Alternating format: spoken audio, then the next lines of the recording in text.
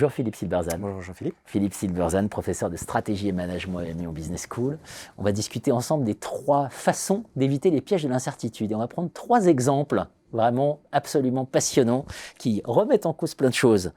On va parler Alfred Sloan, ancien patron de General Motors, John Fitzgerald Kennedy et Jeff Bezos. Alors, on démarre par Alfred Sloan. Comment lui, il évitait le piège de l'incertitude?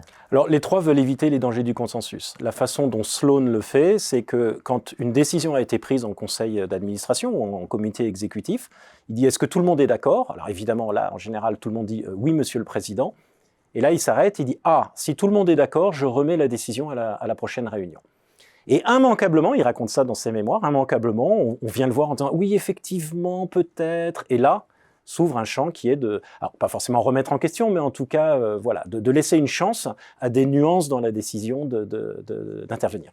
Passionnant. La jurisprudence Kennedy dans l'affaire des missiles de Cuba. Alors, l'affaire des missiles de Cuba, donc on connaît le contexte, installation de missiles nucléaires, crise majeure.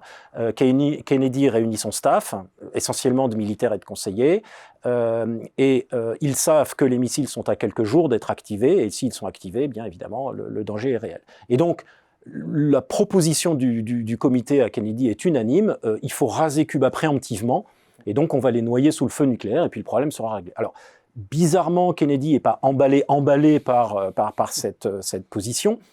D'ailleurs, il emploiera 2 trucs. Le premier, il dira comment nos enfants jugeront ce que nous allons décider dans 30 ou 50 ans. L'idée de se projeter pour voir comment nos descendants nous jugeraient, premièrement. Et deuxièmement, eh bien, il va installer ce comité, le laisser travailler et s'absenter volontairement, parce qu'il sait en bon dirigeant que lorsqu'il est présent, évidemment, il y a des postures qui sont au-delà des postures de réflexion, qui sont des postures de présentation, d'enjeux politiques, etc. Donc il sait qu'en s'en allant, il augmentera la créativité du comité, et c'est ce qui se passera, puisque ça donnera la solution du blocus qui permettra une résolution pacifique de la crise. Donc s'absenter pour laisser ses collaborateurs... La stratégie de l'absence. La stratégie de l'absence. C'est la deuxième façon d'éviter les pièges de l'incertitude. La troisième, c'est Jeff Bezos, le patron d'Amazon, qui nous la livre. Oui, alors c'est tout bête. Pareil, en réunion, sur des sujets donnés, eh bien, Bezos parle en dernier. Il sait que s'il parle en premier, ça va fermer beaucoup d'options, puisque quand le chef parle, évidemment, celui qui n'est pas d'accord se pose en contre lui. Et donc, quelque honnête qu'on soit, évidemment, ça donne une dynamique qui est très complexe. Et donc, tout bêtement, il ne parle que en dernier. Tout le monde est obligé de parler, mais lui parle en dernier. Donc, évidemment, personne ne sait ce qu'il pense. Et donc, les gens sont plus libres d'émettre des opinions ou des hypothèses qui sortent peut-être un peu du cadre.